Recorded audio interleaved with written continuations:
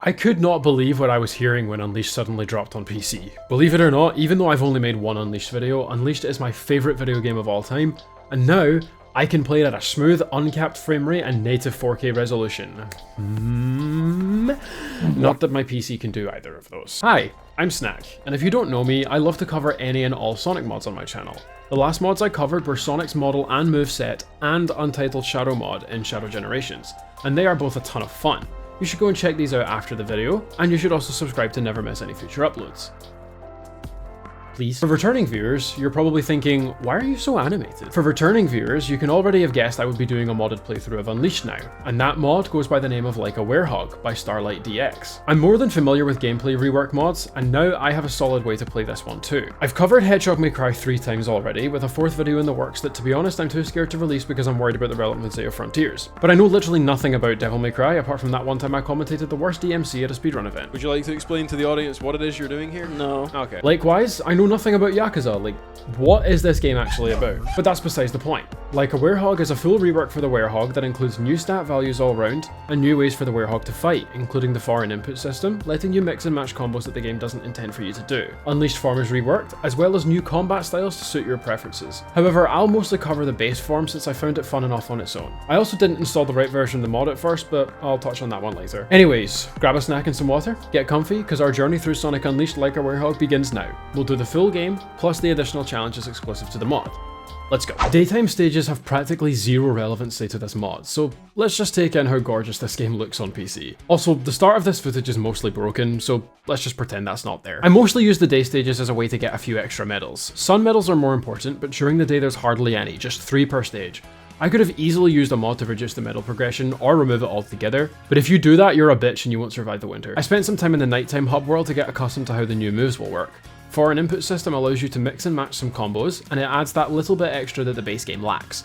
Don't get me wrong, Vanilla Werehog is still great, but the change in this mod actually give you reason to mix up your moves, when Vanilla doesn't really. You can also see that the Unleashed meter is renamed to the Fury meter, and some very nice changes to the UI. Fury fills up faster than Unleashed, but it gets used up faster too. Foreign input system lets you switch between crowd controlling moves to powerful single target moves on the fly. This is so much more effective than it seems. It's worth noting that during this part of the footage, I was using the older version of the mod, so the enemies weren't quite as tough as intended for now.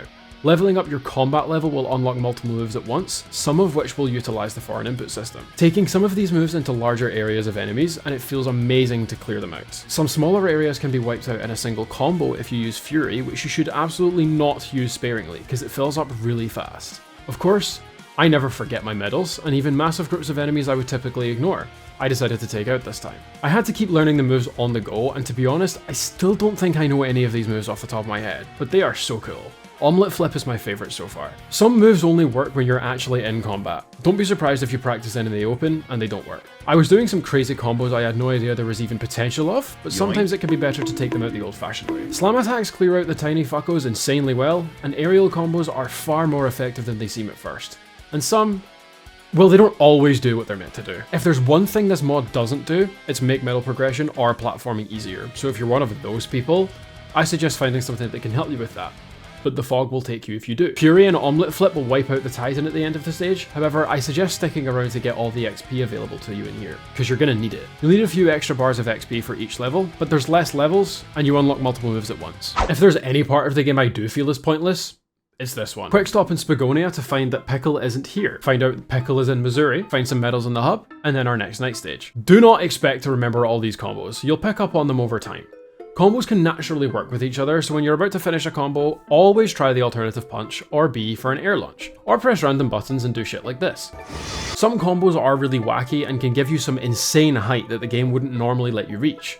Sometimes this can be enough to skip puzzles, but I don't recommend this because you'll need the XP. Once you've got your hands on some reliable moves, definitely focus more on your strength meter, because you will need it when you use the Like a Werehog Definitive Edition. The enemies are really strong. But also, using the old version of the mod will give you a taste of how this feels in this mod, letting you see if it's something for you or not without challenging you so hard to the point of wanting to pull all your hair out. At least on a new save file anyway. Once you've cleared out the enemies in the last puzzle room, you won't find much difficulty bypassing it. However, with the last room, you'll need to use Fury because even just 4 enemies can be overwhelming if left unchecked. It was pointed out to me that you can hear Tails say, "Thank you, Sonic," at the end of this cutscene, so I had to stick around to confirm that. You can, what the hell? Again, day stages don't really mean much. So long as we grab the relevant medals, we can breeze past Missouri Day, 5-time reoccurring boss encounter number 1, Cool Edging Day, and get onto Rooftop Run. What were once tedious encounters you wanted to skip so badly are now genuinely fun hack and slash fights that will make you wish there were more enemies. But just don't forget about the medals. When it counts, there's a genuine thrill to spawning every single enemy in at once before even attempting to attack them, which I didn't have much trouble with until I reached the big fat guy and kinda struggled with it. Landing your quick time events also grants a lot more bonus points than Fury Gauge. I think. Well, I already regret my comment there because the amount of enemies in the alleyway is ridiculous. Again, don't be afraid to use Fury here. You'll get loads of it, so it's a lot more expendable than Unleashed is. Also makes life a lot easier. And against the second fat dude, saving Fury was clearly a good choice because you can decimate that HP bar with very little effort if you use the right combo. Then it was a race to the top of the clock tower, but at least this one didn't have a timekeeper at the top of it. Seriously, Dead Cells has no right to be as difficult as this. And then the easiest encounter of the entire stage to end off. We are very close to reaching max combat level, but seriously upgrade your strength first. For some reason, the exorcism encounter was so much more difficult than it needed to be, and I had a sneaking suspicion that the enemy HP was going to be increasing drastically from this point. Next up was Dragon D's Nuts Across Your Fucking Road, which in my opinion is one of the easier night stages, if you play vanilla and skip everything. There's this one part off to the right after the first checkpoint that even in this mod I'm pretty sure is pointless going to if you're playing casually, because it's a ton of work for one moon medal, but it's the first encounter of the wasps, which really helps to get familiar with fighting them because they can be really annoying later on. But my opinion will always stand. These little shits, most annoying enemies ever. Whichever way you decide to go after this, don't go this way. Of course, coming back I still did. For one moon medal? Really? Come on, this guy's crazy. Using the dragon shortcut is not optional. It is the definitive way to do this stage, and then save your fury for the fat dude. And don't screw up the quick time event. You really don't need to kill these guys, but you probably still need the XP, so definitely do, because it's not that hard. No S rank, hardly any sun medals, but now we have every move at our disposal, which brings us to our first night boss, Angry Fire Chicken. As you can see, I was full of smart decisions ready to beat this boss with no problems at all, but as is tradition, this is me we are talking about. Next up, our first crash. Oh, this prompted me to download the most up-to-date version of the mod, Extreme Fury Definitive Edition. This includes a lot of options like difficulty modes, ring allergy, one-hit KO, etc, but I don't hate myself, so maybe we'll try this another day. Tell you what, if we get 1 million likes, I will do Sonic Must Die difficulty. I also considered a different combat style, but I was used to the base Werehog style for now, and if I was going to go through them all, the runtime would be insane on this video. I tried Brawler for a little while though. It was enough to help beat Dark Gaia Phoenix. I had to grab the medals again, but big deal. It's nice having longer combos against the boss, and the sounds that play during the quick time events are much nicer.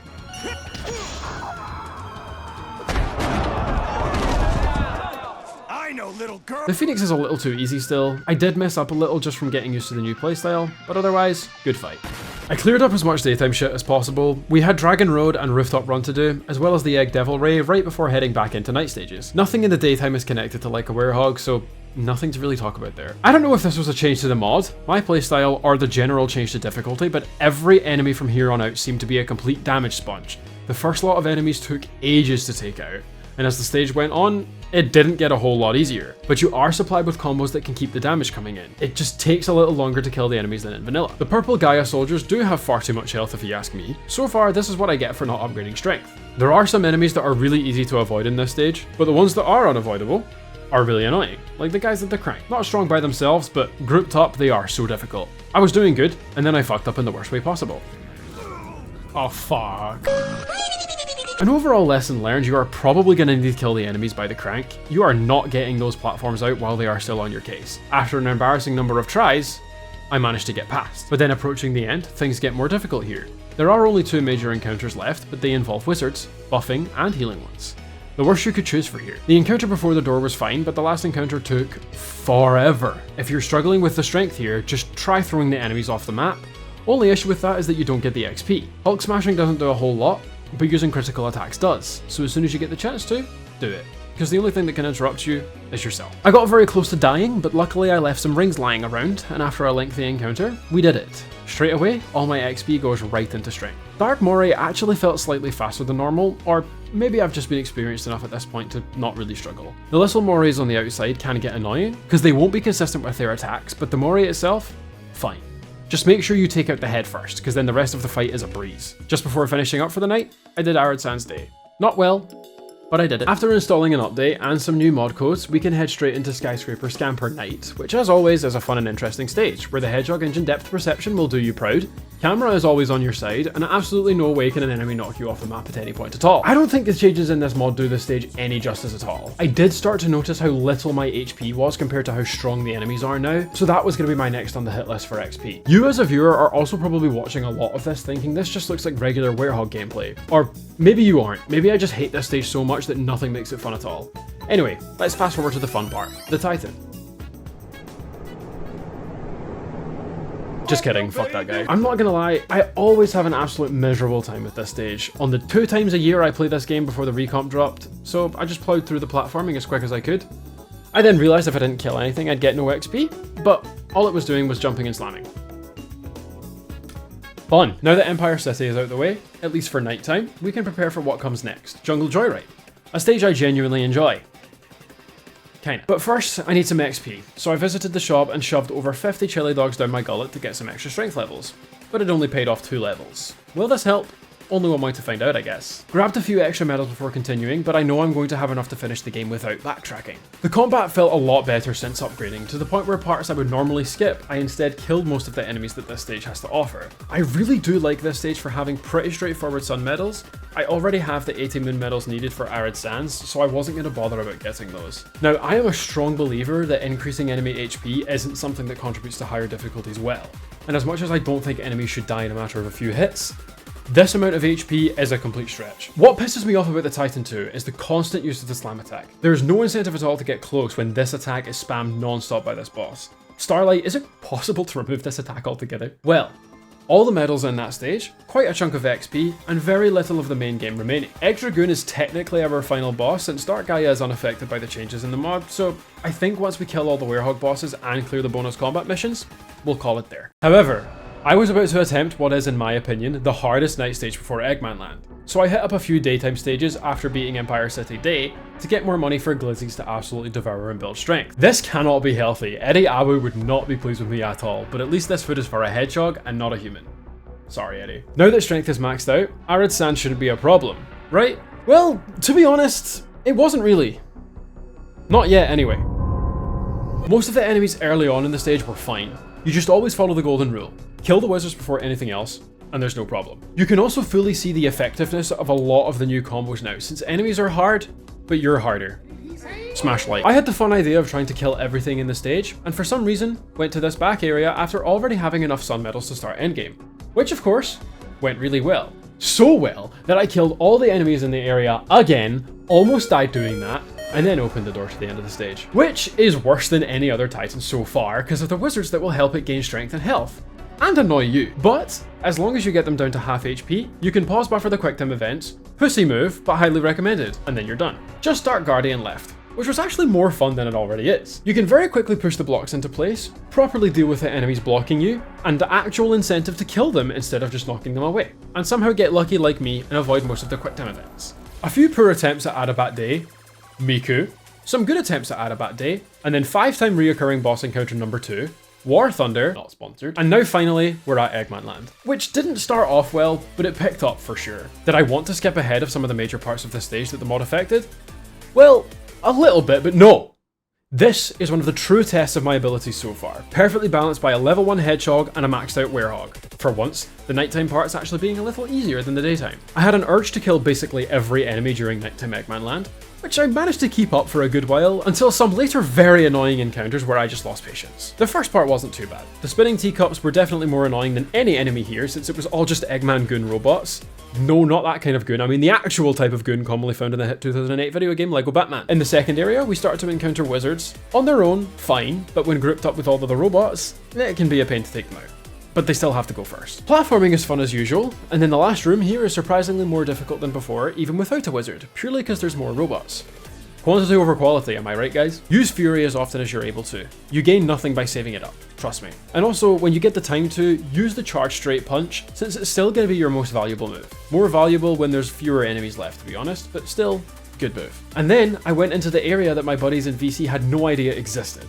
I came here genuinely thinking there was going to be more enemies to kill, but there was in fact not. So really, aside from the fan room with the floaty guys and some wacky ass combos, there's nothing really that happens in the stage until the end, where I got iced by the Titan instantly.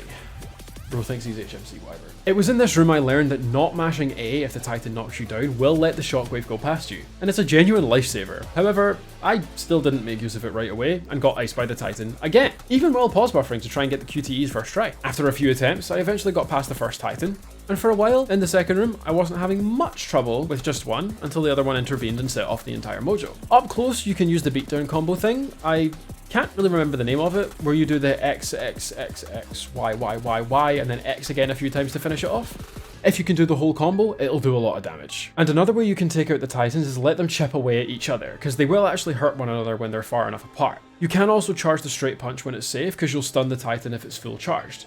You'll just need to be fast enough. And then somehow, still got an S rank. Almost maxed out Werehog with the amount of XP I got from there too. I wanted to take on the bonus gauntlets that can be found in Eggmanland. I will take on absolutely everything eventually, but for now, I just stuck to the bonuses available here. We get 8 gauntlets, 7 challenges, a boss rush, Colosseum. God, there is so much extra stuff, and this is just Eggmanland. The gauntlets are exactly what they seem like. You're in an arena with a set lot of enemies to kill. The first one is very similar to that extra stage in Apatos. A main objective in the middle, but you need to clear out the enemies in the 4 smaller quadrants first. The enemies in Gauntlet 0 got progressively more difficult as you go through. Well, kinda, because first it was grunts, then wasps, an insane difficulty spike, god I hate summer, and then just a little balloon fuckos and a wizard. So that lowered the difficulty a little bit, but then the final Titan had copious amounts of HP, so you know what that meant. Supercharged punching time. The gauntlets also have Yakuza music, which I thought was really cool. I don't know much about Yakuza at the moment, but I do have to say that the choices match the style of Sonic Unleashed really well, and also the setting that the battle was in. Anyway, that was just Gauntlet 0. Then we went to Gauntlet 1, defeat all enemies without being hit. Tip: Fury isn't available in this stage. Focus on swift, hard-hitting attacks. Well, you don't need to tell me twice. The red enemies apparently kill you in one hit. I'm yet to be able to confirm this since, well, spoiler alert, I'm still alive, but I didn't actually end up getting hit by any red enemies in any of the gauntlets. That is not correct. One of the windy goons actually ended up damaging me, but the mission still went on as normal. Gauntlet 2 was to take on a Titan at the highest skyscraper without falling off the map. Again, it was a red one, but I didn't get hit at all, so I have no idea if I would have died to it in one hit. Important part is that I didn't fall off the tower. The next challenge was in Adabat. Defeat all enemies without getting hit. Not gonna lie, I played like a bitch in this one. Luring them out individually is not what the Bible says, but the others weren't coming to help, so I did what I had to. We're coming up to a fully maxed out Werehog, so I'm not exactly dreading the later stages. So for Gauntlet 4, I discovered that the red enemies, in fact, do not one-shot you, instead do a fuckload of damage, still incentivizing you to not get hit. Other than that one hit, this mission wasn't that hard. You get cool perspectives of the stages in these gauntlets, nice lighting, and a new location. Then on to Gauntlet 5, with the ultra kill sounding music. Pretty sure it's still Yakuza though. The enemies in this mission spawn with really uncoordinated timing. It was super easy to kill one enemy before another one spawns. Landing these parries with the shield is super satisfying. Frontiers could never. Well, it did eventually. The HP of the enemies was getting much higher now, but then I realised I was on an outdated version of the mod again, since the game would crash scrolling past Gauntlet 6. Oh fuck. But now, we can get to Gauntlet 6. This arena is beautiful. The Cool Edge Night remix is class. I tried to make an important discovery, but then... yeah, you can't go down there. The Titan on top is fucking stupid. These robots are here to help, and he practically killed them for me. Well, not really, he knocked them back and then I cleared them out. But after doing my dirty work for me, I then hit that Leon Kennedy suplex on it. Suplex zombies. And then I was met by those tiny robots you encounter all of like 2 times in normal gameplay. There is a Gauntlet finale, but it's more of an XP grinder than anything else, so I didn't touch it. There's also Gauntlet Trials mission, but it's just all the gauntlets back to back. So again, if you feel like doing that, you can. I've just done all the gauntlets, so I won't be doing that just now. Maybe in future. One mode that I'll showcase a bit of is the Onslaught stages. I recommend going for the Sky High Gauntlet instead of the core, since in the core there is a loading screen between every wave. It's not that bad at first, but then between 20 fucking waves of enemies, yes, it gets annoying. Basically, in the Onslaught, you'll have waves of enemies to kill. 20 for the core and 25 for Sky High. In the core, the arena is very small and blocked off by the timer, but the upside is that between waves you'll have a chance to practice your combos and won't ever become overrun by enemies, since later on, you won't even be facing every enemy in the wave at once. Sky High Gauntlet flows far better than the core. No loading screens between waves, but also no breaks either. You will see that it's the full 100 enemies that you're looking to beat, which seems like a lot, but it really isn't. There will be bigger waves than in the core, but you've got more movement freedom, just don't fall off the edge. Well, did I manage to beat either of those? Not in the footage I didn't, but I do plan on coming back here to finish them in my own time. Remember people, it's okay to spend your free time on video games. God, I need to take my own advice, and I'd much rather play this than grind to Hall of Masters on balloons. So this, Dead Cells, Resident Evil 4, Risk of Rain 2, probably Realm of Ink as well can be where my spare time goes for now. There are also extra challenges beyond the Gauntlets, which I won't spend a ton of time talking about because you deserve to have at least some of the mod come as a surprise to you. There's also a dojo for each continent which will help you refine your Werehog skills, which I will let you discover on your own. Anyway, let's wrap things up. Egg Dragoon seems to have tons more health than in vanilla, since he would back right up after what seemed to be a slight bit of damage, and it seemed to take forever to bring him down to his HP walls. Clearing out the extra enemies sent to you is fine since I'm maxed out now. The QTEs are no different. You'll struggle to reach Eggman in the second phase since the arena is smaller and he loves to stay a fucking barge pole away from the arena at all times, but as often as you can, charge that super punch, it will go a very long way, especially when he prepares to slash the arena. Well, after patiently waiting for Eggman to get within sniffing distance, you can finish off the boss with the QTE phase, toss Eggman away,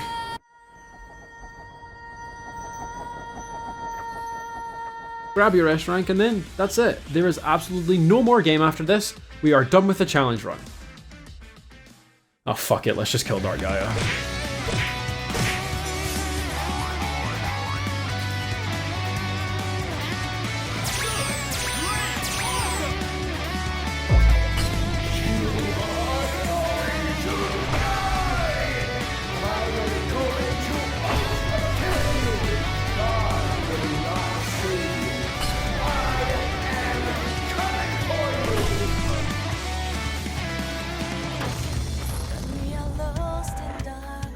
This video took an incredibly long time to make, so any and all support is much appreciated.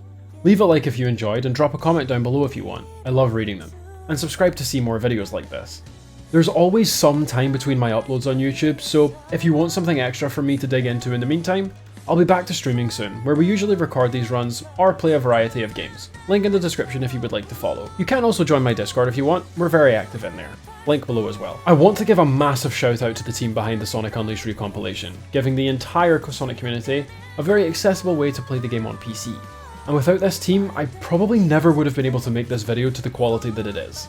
If you somehow haven't had the chance to play Unleashed on PC yet, I'll leave the GitHub link in the description. You'll need your own copy of the Unleashed to play it, but this time you don't need an actual Xbox. I also couldn't have made this video without Starlight DX and the other creators behind the mod. Shout out to Kirby Crew My Go. I mean it when I say that Like a Werehog is revolutionary to Unleashed, and I cannot wait to see what else can be added to the game as a result. Link below as well. Take a shot for every time I say that. Lastly, big shout outs to hweilla and Makon for the thumbnail, and that's all from me. Hope you all enjoyed the video. My name is Snack, and I will see you all in the next one.